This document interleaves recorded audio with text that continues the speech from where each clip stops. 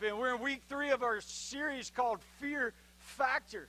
And I've opened up a little bit this series and gotten a little bit personal. I know oftentimes, like when I went to seminary and in college, they tell you as a pastor, they're like, don't let anybody see when you're down. Don't let anybody see when you're upset. Don't let anybody see the chink in the armor, that kind of thing. And what I've learned, one of the ways that I enjoy church is I believe that church should be fun, authentic, and relevant. Fun as in, and I know a lot of people don't hear that about church, because when you think of church, like I grew up in a church where as a kid it was like sit down, be quiet, be seen, not heard, don't play, don't run, don't have fun, don't watch the Smurfs, don't listen to music, don't breathe. But one of the things I love about our church is right now over in that direction and over back in that direction, we have some kids workers they're rocking it. And if you happen to be sitting on the back row and you hear loud screams and you hear loud excitement, let me tell you, it's perfectly all right. If your kid runs through here at some point during the service, relax, it's all good. We love to create an environment that has fun. We want a place that it's relevant. We want a place that my goal as a pastor is to give you something on Sunday that you can use on Tuesday. I teach kind of in a parabolistic style. It just means we use Scripture and then we surround it with stories. We want to be relevant into things that you deal with. This series, I wanted to be authentic. And here's why I wanted to be authentic. Because when you talk about fear, nobody likes to admit you're afraid. You don't. And especially if you're a guy, you don't say, I'm afraid. But the truth of it is, everybody in this room deals with fear. Fear in relationships, fear in acceptance, fear of death. I mean, we've got so many fears in our life, and oftentimes we mask them. We show up at church and we put our mask on because the one place that you should feel like you could come and bring your troubles is often the place that we have to fake it till you make it, and we throw cliches out and we're like, oh, just move on, let go, let God. Well, let go, let God is great when you're not right in the middle of the most terrifying thing in your world. And then when the cliche doesn't line up, it's like, well, now what do I do? And so this series, we're looking at how to deal with fear, because all of us deal with it. Like I said, nobody wants to admit they're afraid. Nobody, I have people all week ask me, they're like, well, what's the fear this week? What's the fear this week? And I said, well, it's the fear of rejection. They're like, oh, good, I'm glad I don't deal with that anymore. I'm like, yeah, you do. No, I don't. I dealt with that back in high school, but I don't deal with that anymore. And I'm like, you're lying in church, man. Like, you get zapped like a bug whacker if you lie in church. And they're like, well, I've just learned how to deal with it. And what I believe is when you start talking about rejection, when you start talking about the fear of rejection, oftentimes we've changed our personality so much, we've moved away from it so much, that we don't even realize we're avoiding situations where we might feel rejected. In church, it's like when it comes to fear, when it comes to admitting that you're afraid, when it comes to admitting you're afraid of rejection, a lot of us have built up walls, and it's kind of like, I can throw my chest. Well, that doesn't bother me at all. It's like with any fear. If you're a guy, it's like, I'm not scared of failing, because you have people that have looked at you your whole life and said, well, you need to be a man. Charge the hill, right? Because that's how you deal with fear. You just bust through the wall and you just keep your head up. Or what about fear of a bad phone call? If you get a bad doctor's report, I have people tell me this. They're like, oh, don't be afraid. God's got this. Like, everybody gets cancer now. There's no reason to be afraid. Yeah, right, until you get that news. And I don't care if it's skin cancer or toe cancer. I don't care if it's a lung issue, or what about your kid? Take your kid to the doctor and let them give you a bad diagnosis and somebody tell you, hey, don't worry about it. There's no reason to be afraid. What if you're somebody who breaks out in sweats when you go to a small group because you're worried that they may actually call on you to read something? Anybody like that other than me? I said something about being afraid to pray in front of people a couple of weeks ago. I've been asked to pray more in the past 2 weeks than I have in the past 8 months. You people need Jesus. Y'all are having fun with my fear, just so you know. I'm over that fear now, but there was a time when that petrified me. What about some of you that you have to get psyched up before you go to a crowded place. Because when you get there, you're worried that people are looking at you. You're worried about what people are thinking. You're worried about, like, I'm the guy that'll find the corner in a round room. I have to mentally prepare. I've sat in a car and taken deep breath and did Lamaze breathing exercises. Don't judge me. But I have. I've sat there and tried to psych myself up. I have been terrified to walk into a room. How about scared to death of losing somebody? I deal with this a lot in counseling. You've lost somebody close to you. You've lost a mom or a dad, or you've lost a child, or you've had a miscarriage, and now the rest of your world, you're scared to death to move forward because what if?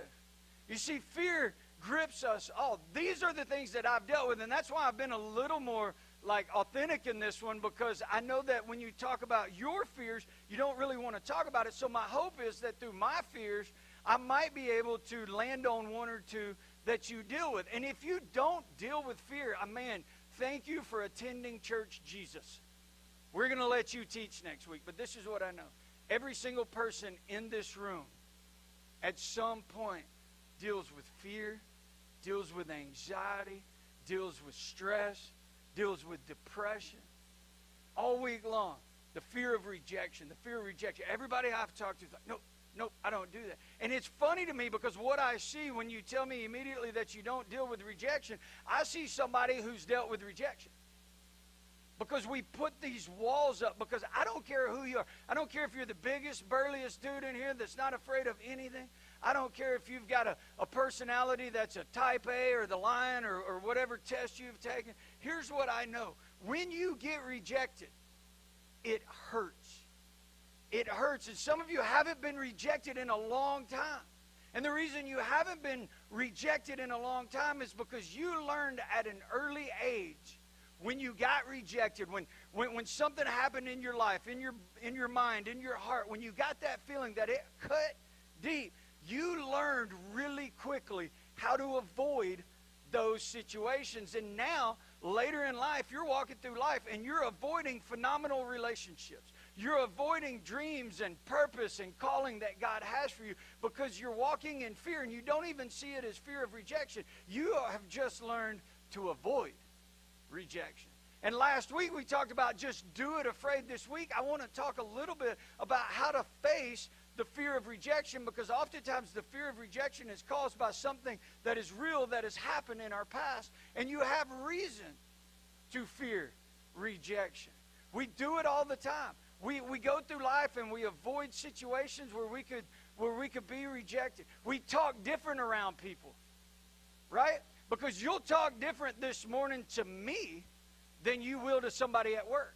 Talk to somebody at work about church. We just got done with a series called Radical, and I challenged you. I said, walk into your workplace, talk to somebody about Jesus Christ. Hey, you ever accepted Jesus into your heart? You see, some of you would say, well, I'm not going to do that because, I'm not a pastor and that makes me nervous. What it is you're afraid of what they're going to think, and you're afraid they're going to reject you. Or you talk different around. I do this. I talk different around my parents than I do around my friends.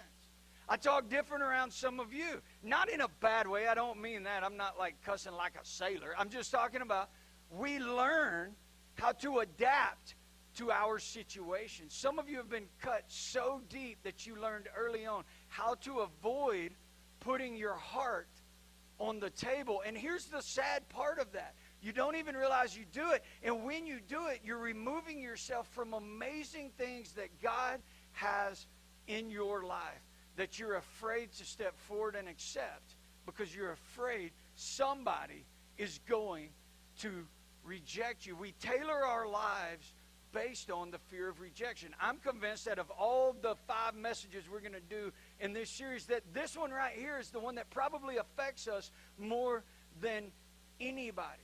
And it's also the one that we'll say more than any of them that we don't really deal with. Let's define rejection, and it may clear up whether you deal with it or not. It's the sense of being unwanted or unloved. The sense of being unwanted or unloved is the fear of rejection. We're going to read a story this morning about a guy who got rejected in a big way. He got rejected by his family. All throughout his life, he kept facing rejection. But God used his rejection to change an entire nation. If you got your Bible, turn with me to Genesis. We're going to be in chapter 37. Here's a great thing about Genesis. If you're not that familiar with the Bible, open up the front of it and flip a few pages. You're right there. It's amazing. If you don't have a Bible, we're going to put it on the screen. I use the NLT version, whatever makes you more comfortable, but that's where we're going to land. And so this is the account of Jacob and his family. When Joseph was 17 years old, he often tended to his father's flocks. He worked for his half-brothers, the son of his father's wife. But Joseph reported to his father some of the bad things his brother was doing. So he stepped out and he went and told his dad some of the things that his brothers were doing wrong. That'll get you a lot of brownie points with your siblings, by the way. And then it says, Jacob loved Joseph more than any of his other children because Joseph had been born to him in his old age. So one day Jacob had a special gift made for Joseph. It was a beautiful robe. If you grew up in the Sunday school world, this would be Joseph in the coat of many colors. He gave him a beautiful robe that had many colors. And then one night Joseph had a dream, and when he told his brothers about it, they hated him more than ever. And so he tells his brothers, they hate him, and he goes, no, listen to the dream because it always gets better. We were out in the field tying up bundles of grain. Suddenly my bundles stood up, and your bundles all gathered around, and they bowed low before mine.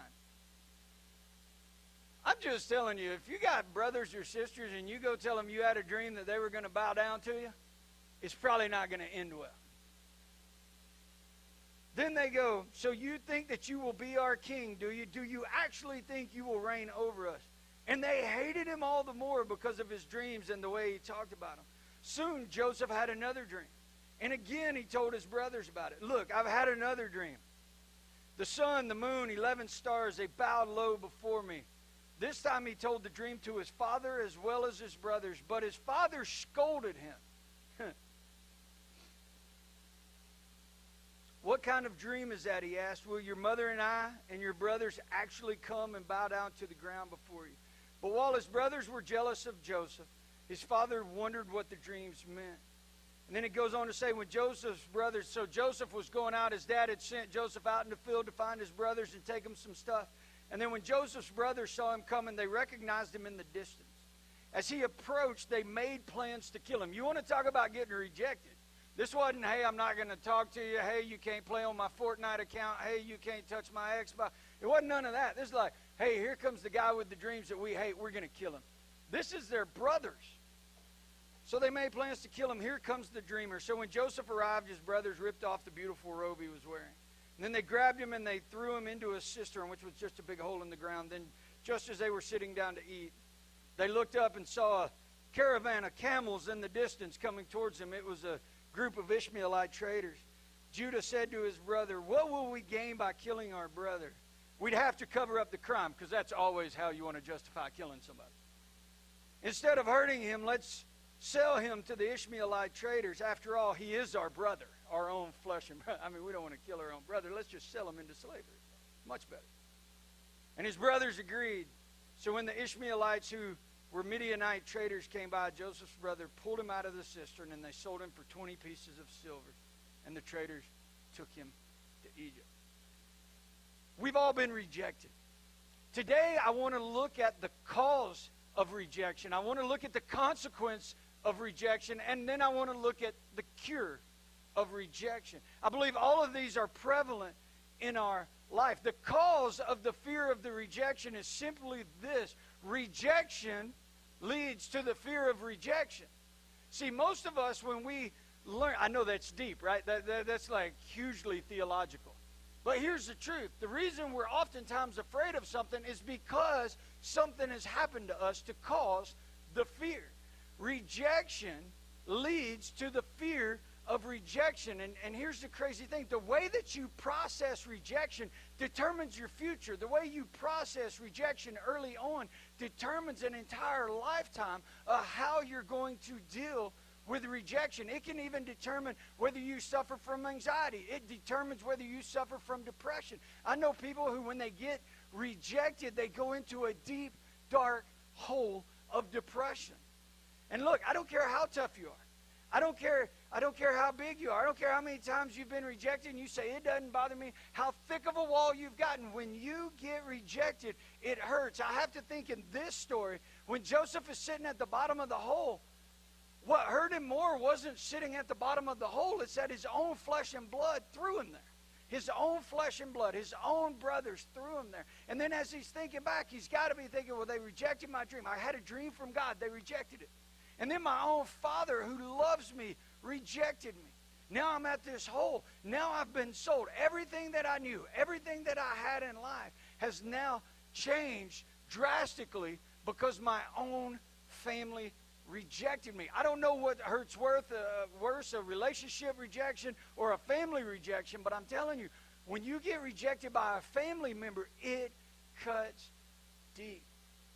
I was seeing a counselor once, and let me just tell you on the front end, there's nothing wrong with seeing a counselor. But I was seeing a counselor once. It was back in the day. It was before I started pastoring, and it was probably 13, 14 years ago. And the counselor was giving me her diagnosis, and she said, you know what, Scott? She said, one of your core problems, she labeled it an attachment disorder. She said, you have an attachment disorder because at some point in your early developmental stages, your mother didn't love you enough. And I want to stop right there for a second because some of y'all have met my parents. And I'm just going to tell you, I have the best parents in the world. You guys can fight over who's number two. But my parents are the best in the world. But see, I was adopted. I was adopted at a young age, so I spent my first few years there. They're in a different environment. And she was telling me that because of rejection, that I somehow now had an attachment disorder. I walked out of there and I was like, psycho, babble, blah, blah, blah, you know. But then I got to thinking about it. And I got to thinking about like how I deal with other people, and I got to thinking about how much I actually let other people in, and I got to thinking about how hard it is for me at that time to dive into relationships. See, I was adopted. My biological person was in his 20s, and she was 12. And so you do the math. And if you ever wonder one of the main reasons I'm anti-abortion, it's because I should have been. But in that early development stage, I was bounced around, and I was in and out of the hospitals a lot. There was some malnutrition, some abuse. I found all this out later in life. But see, as an adopted kid growing up in the 70s and the 80s, this was before adoption was cool, right? This was before teenage pregnancy. They had shows about it. This is when, like if you were a teenager and you got pregnant, they sent you off. It wasn't a norm. As a matter of fact, there was only one guy, and if he's watching, I didn't ask his permission to talk about him, but we're online now, and we're live streaming. But this guy I grew up with in Southside, his name was Lance Langdale, and me and Lance were the only two kids that I knew growing up that were adopted. And see, there's words that you call people that don't know who their father is. And there's words that you say to people who don't know who their parents are. I got called this a lot. Like if somebody wanted to get under my skin. And see, they would use statements like, well, your mother didn't even want you. So what makes you think we would? That was my second grade. I'm 42 years old. I still remember that statement. And it was from a guy, and I just wanted to play on their team. There's going to come a day when I face him again, and I've forgiven him, and I've laid down that bitterness. But that statement in my brain taught me at a young age, deep inside, before I could grasp what all the adoption meant. And see, here's the deal. I couldn't have asked for God to have his hand on my life more than he did. Because I went back at like 20-something, and I actually found my biological parents. And he lived in a pig barn. As a matter of fact, the first morning that I was in his town that he met me, he invited me over for breakfast, and when I got there, he handed me a can of beans and a 12-pack. It's like 7 in the morning. And I look at that, and nobody in that world ever graduated school. Nobody in that world, there was abuse rampant. There was abuse all throughout. And here's what I know, that God had his hand on me, and I thank God every single day for my parents, my mom and dad. But as an adopted child growing up, there was a stigma some of you, like if you weren't adopted, you don't have that stigma. But some of you have dealt with statements that have cut and that they're deep, and you take them with you for your entire life, and they determine.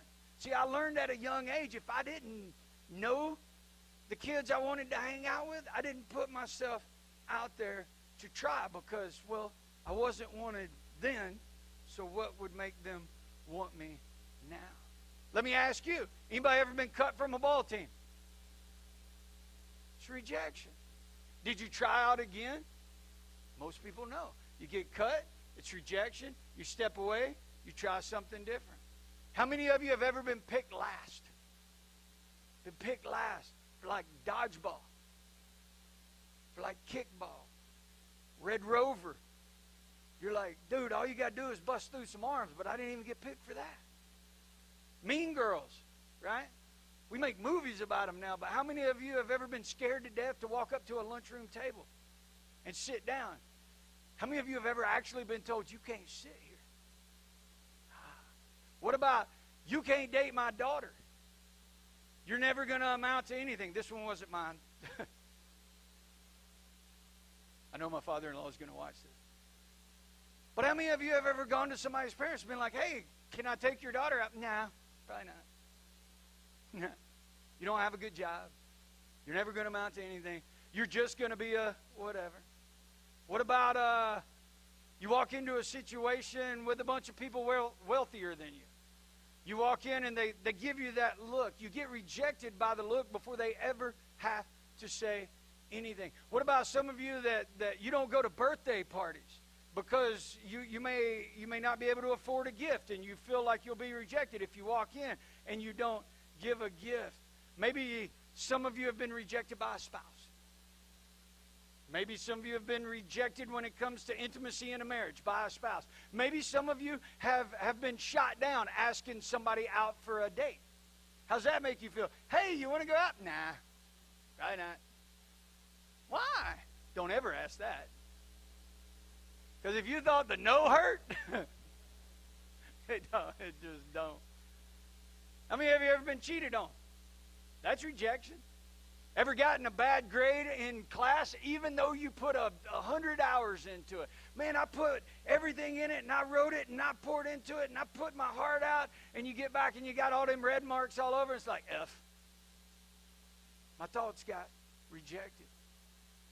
You ever walked into a party dressed wrong? Love that one. It's like a formal and you walk in jeans, or it's like jeans and you walk in formal. How about it? Anybody ever walked in church dressed wrong? I do it every week. Just kidding. Some of you don't go to group functions at church because you're afraid that they're going to reject you, that you don't know the verses, or that you don't know who Joseph is, or you don't know John 3:16, or you don't know 2 Corinthians. See, when our presidents see a few of you are laughing. When people say stuff like that, we make fun of them. We reject them because it's like, it's 2 Corinthians. See, some of y'all are wondering if I really knew that. But we reject people based on their knowledge. We reject people based on their intellect. We reject people based on what they wear. We reject people based on the way they talk. What if you grew up on the wrong side of the tracks? Anybody ever grew up on the wrong side of the tracks? You see, usually when I ask these questions, I get hands popping up left and right. Right now, it's like all the air sucked out of the room. And here's why. Because this has hit just about everybody. I sat this week and I thought, man, this is going to hurt. This is going to pull off some scabs. What about like a parent walking out on you? Do you feel rejected? Do you feel unwanted? By our definition, unwanted or unloved. What if a parent leaves? I had a situation Thursday, I'll be honest, in the grand scheme of honesty. I had a situation Thursday. I got a phone call sometime this week, and they were having a pastor's quarterly lunch here in town. And it's a chance to get to meet other pastors from other churches. And it was 11:30 at this church called Grace Church. And the guy who was asking me, he rattled off some pastors in town. And I asked him, I was like, I haven't heard of Grace Church. What is Grace Church? He goes, oh, it's the big church back behind the blah, blah, blah. And I was like, yeah, sure. I think I can make it. I spent the next 24 hours telling myself the reasons why I wasn't going to go. And here's why. Because I didn't want to walk in there to a bunch of pastors I didn't know. I didn't know how they were going to dress. Do I wear a suit? Do I wear jeans? Do I wear a T-shirt? Do I show my tats? Do I not? Do I need a haircut? Do I not? Should I shave my goatee or not? Are they going to ask me to pray? One of them watched last week's message, I promise. They're like, we're going to make him pray. I was going to pray in front of a bunch of pastors. See, the video at the beginning, John Christ is funny, and the thing I like about funny comedians, there's so much truth in it. But I compare myself to other pastors all the time. I didn't go to an event this week preparing for this message on what the cure for the fear of rejection is. I still couldn't bring myself to go to Grace Church and have lunch with a bunch of pastors because I didn't know what was coming, and I was afraid that I would be rejected. Now, I know nobody in here is like that, but it's prevalent in my life, and so I assume that it's prevalent in yours. And here's the crazy thing. I'm confident. I got military, I got college, I got all kind. I got resumes, I got a great family. I grew up in church. I can talk about the Bible. I can quote the verses. I can tell you where the stories are. I'm confident. But the reason I didn't go straight up, the fear of being rejected. I want to write a book. I've been talking about it for years. Never done it. Why? Because nobody will buy it.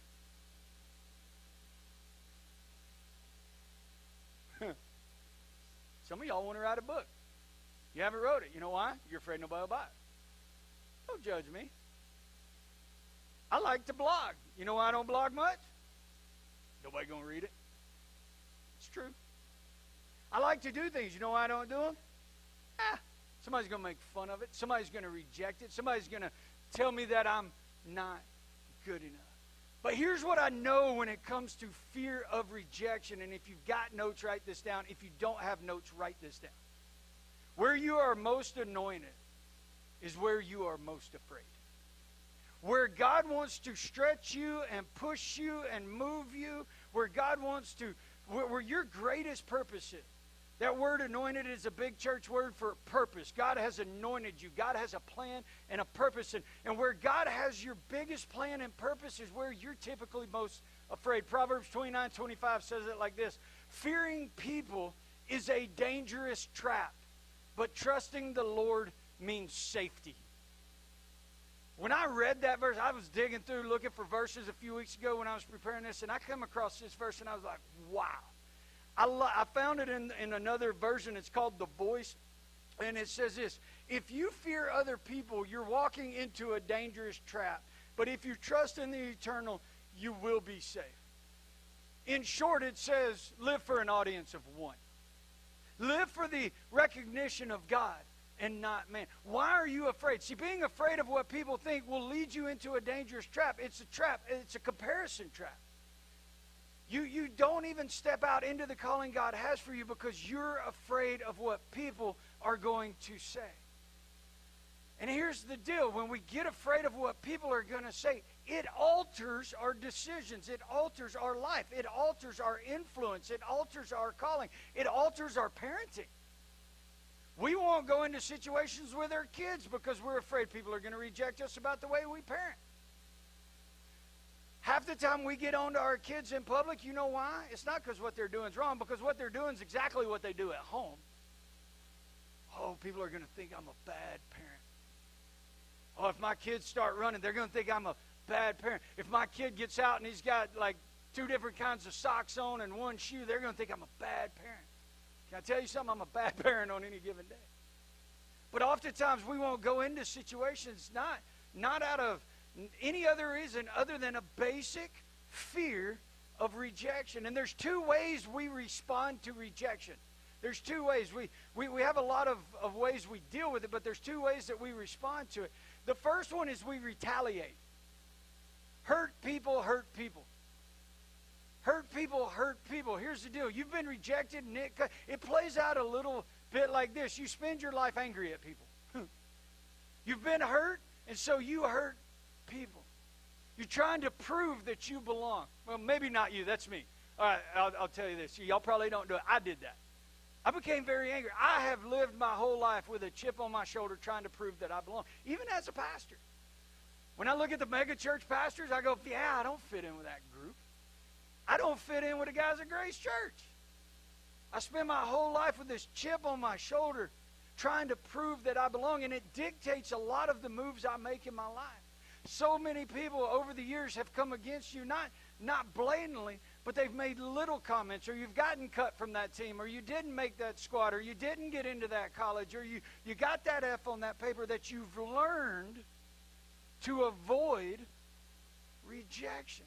And see, one of the things that I learned is I learned how to use my words. God gifted me with words. I loved English, and I love writing, and God gave me the gift of using my words.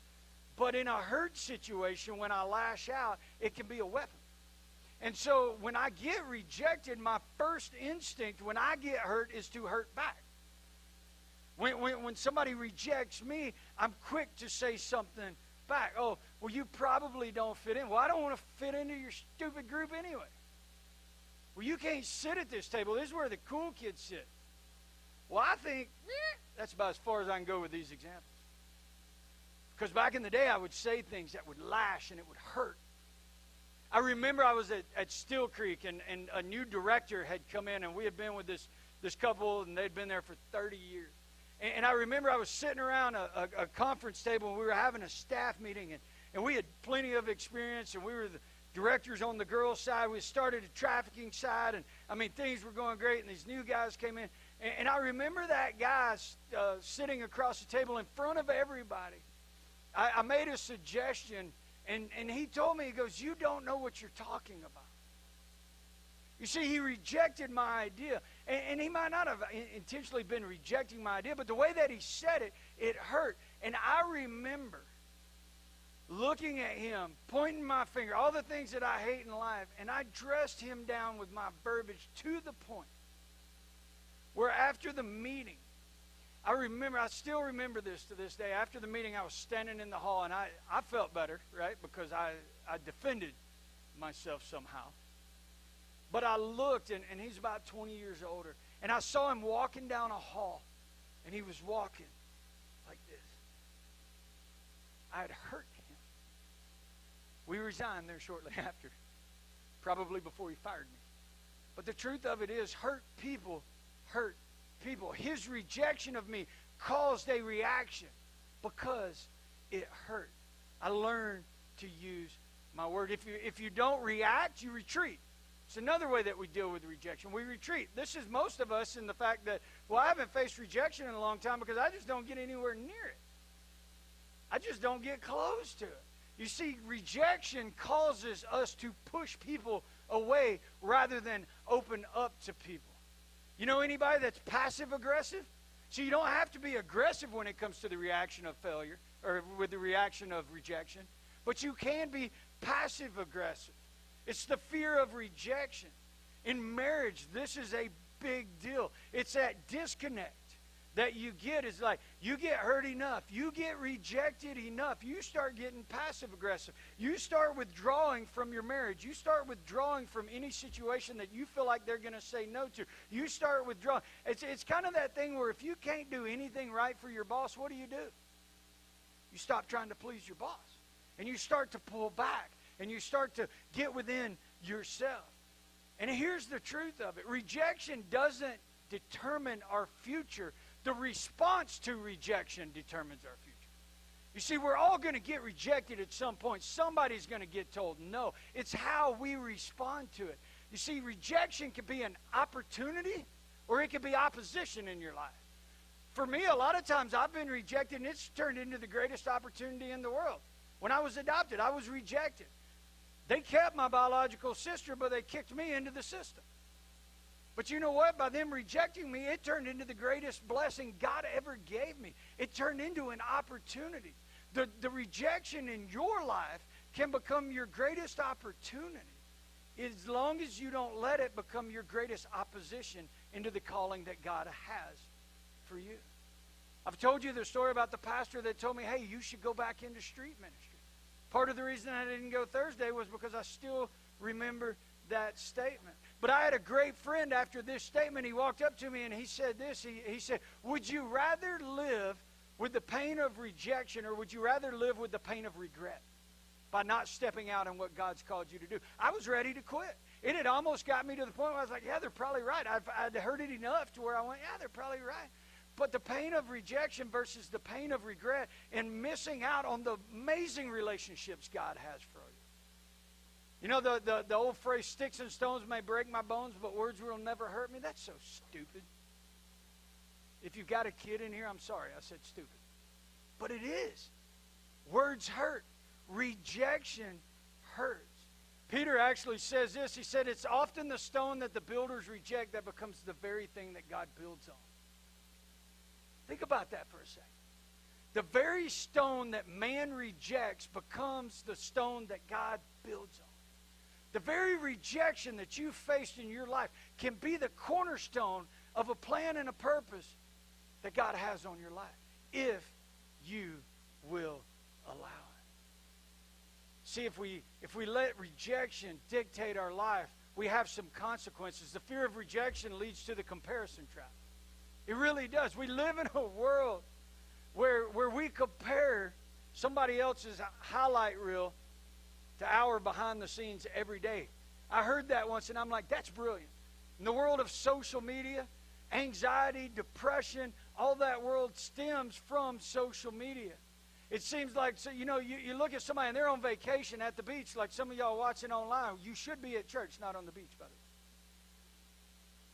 But we look and we see all these beautiful pictures.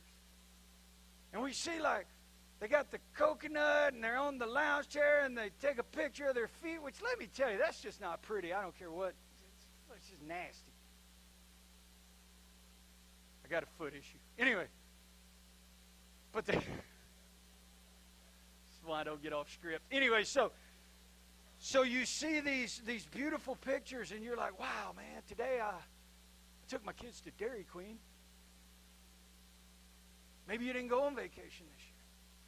And that rejection of, well, I don't have enough money, or I don't have a good enough job, or I don't have and so you start comparing your life. In the rejection world, you compare your life to others. How about you see people at a party? You see people at a party and you're online and you're like, oh, wow, that's a great party that you didn't get invited to. Oh. See, we don't talk about those. We don't talk about behind-the-scene rejections. We don't talk about, and then it starts to get in your brain. Why didn't they invite me? Am I not good enough? I thought we were friends, and maybe I'm not good enough. Maybe I did something wrong. Maybe it's the fear of rejection. It has consequences, and the consequences, we live in a comparison world. The fastest way to kill something special is to compare it to something else. The fastest way to kill a special marriage is to compare it to somebody else's marriage. The fastest way to kill a dynamic relationship with your kids, compare your kids to somebody else's kids. The fastest way to kill a sense of contentment is to compare yours versus theirs, whether it be a house or a truck or a boat or a job or a career. The fastest way to kill contentment in Christ is to even compare your spiritual walk with somebody else. Hey, there's some of you in here dynamically further than I am. There's some of you in here just starting out. God's got a process and a path for everybody, and we're not all on the same playing field at the same time. But the fear of rejection, one of the consequences of that is we begin to compare, and because of that comparison, we stop, we withdraw, we retreat out of the purpose that God has for our life. The fear of rejection also causes us to compromise. This is a dangerous one. What do we do to fit in? What do we do to fit in? And it's not always a moral thing, right? It's not always a moral thing, but it could be like you stop acting like you're you. I'm going to change my personality so I can fit in with the cool kids. I'm going to change my personality so I can fit in with the guys at work. I'm going to, instead of going home to my wife and my kids like I know I should probably do, I'm going to go on out to the bar and I'm going to have a couple of drinks with the guys at work because I want to fit in. You see, ultimately, none of these are horrible things, but as they continue to move forward, you begin to compromise. And a little compromise here turns into a bigger compromise there, it turns into a bigger compromise here. And before long, we've compromised ourselves into being somebody that we don't even recognize in the mirror. We change everything about us, the way we talk, the way we dress, the way we interact, the way we have fun. And it's all based on the fear of rejection. What do we change about ourselves to keep from being rejected? I know guys who have bought and sold vehicles because somebody made fun of it. I know people who have moved because somebody rejected them because of the part of the town that they lived in. Now, I know that doesn't happen here, right? But we do. We change everything about us. We change our personality. We become the life of the party. We become the class clown. We become the big power drinkers. All because we're compromising who we are to fit in. The reason we want to fit in is because we're afraid of being rejected. And then we get to a place where we start living for others instead of living for the one who created us to be who we are. All of that to say this: there is a cure. There is a cure. I promise you, there is a cure. And the first thing is this: let people in.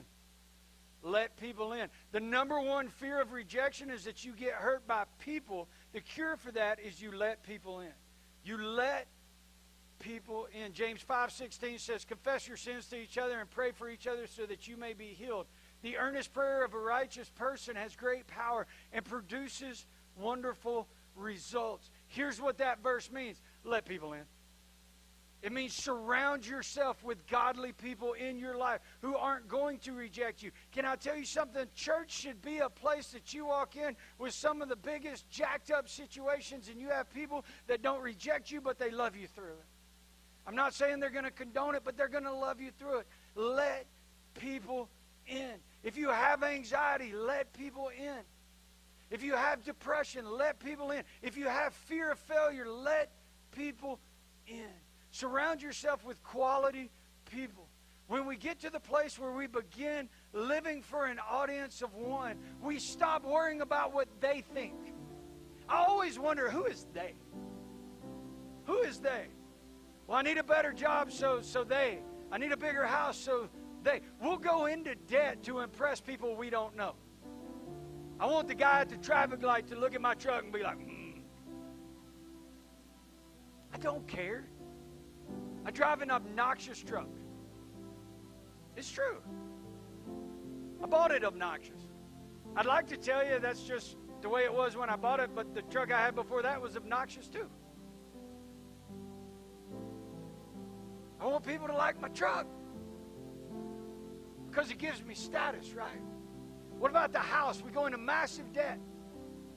We go into massive debt and credit cards because we're buying stuff so we can fit in, so that we can keep up with them. Who's them? Can I tell you something? At the end of the day, my truck's going to wind up in a junkyard somewhere. At the end of the day, my house is going to wind up sticks and rubble. At the end of the day, a hurricane or a tornado can come in and wipe everything you have. At the end of the day, we're all going to end up in the same place. In about the same box. But here's the crazy thing. We spend our entire lives here on earth trying to please them, trying to keep up with them, instead of focusing on Him.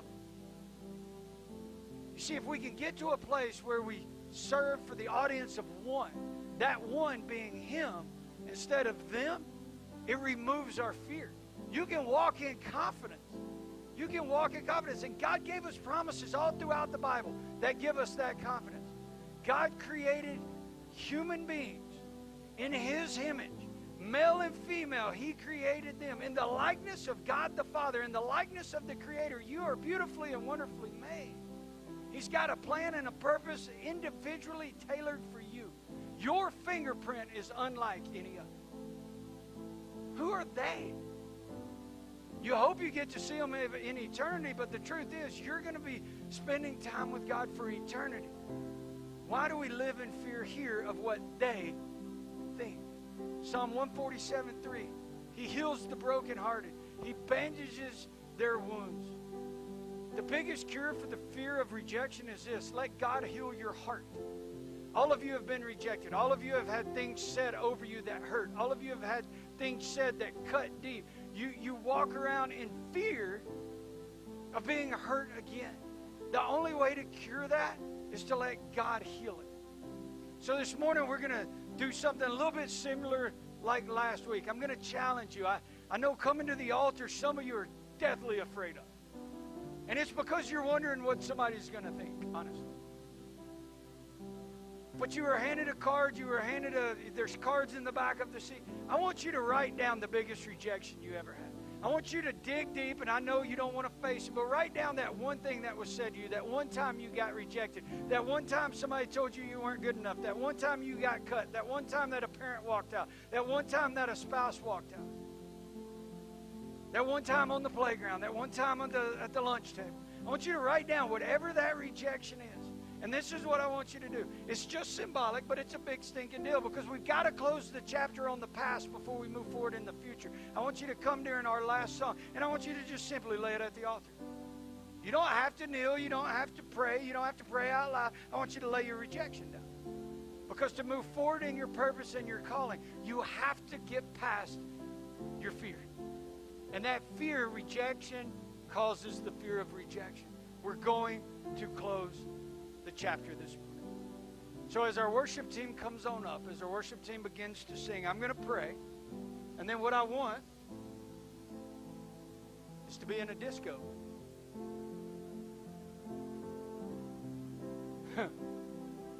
What I want is I want us to close some chapters. And it may seem silly to you, but when I say, what's the worst rejection you've ever had? Everybody in this room, a thought comes to mind. Write it down. Close the chapter this morning. And let's move forward. Pleasing an audience of one and not worrying about them. Can y'all do that with me this morning? Bow your head with me. God, this morning there is hurt all through this room. There are people that are living in the shadow of rejection. There are people that are living in the fear of rejection. There are people who are making decisions based on a time when they got rejected. God, I pray this morning that you put it on their heart, the thing to give to you. Because when we live for an audience of one, what I see people all throughout this room that were created for a purpose. I see people all throughout this room that have amazing talents. I see people all throughout this room that are amazing parents, that are amazing husbands, that are amazing wives, that are amazing fathers. But God, they're afraid to step out in the calling of that because at some point somebody rejected them. God, I pray this morning that they can close the chapter and begin to look at you. That today is the day that there is a defining moment. And God, if there's somebody in here that walked in and they don't know you, God, here's the thing I love about you. You reject no one. Regardless of our past, regardless of our mistakes, regardless of where we've been in life, God, you reject no one. Your story says that the prodigal came home and the father ran to the son with arms wide open. And God, I pray this morning that if there's somebody sitting in this room that doesn't know you and they're afraid that you will reject them, that God, you wrap your big old daddy arms around them and let them know how loved they are.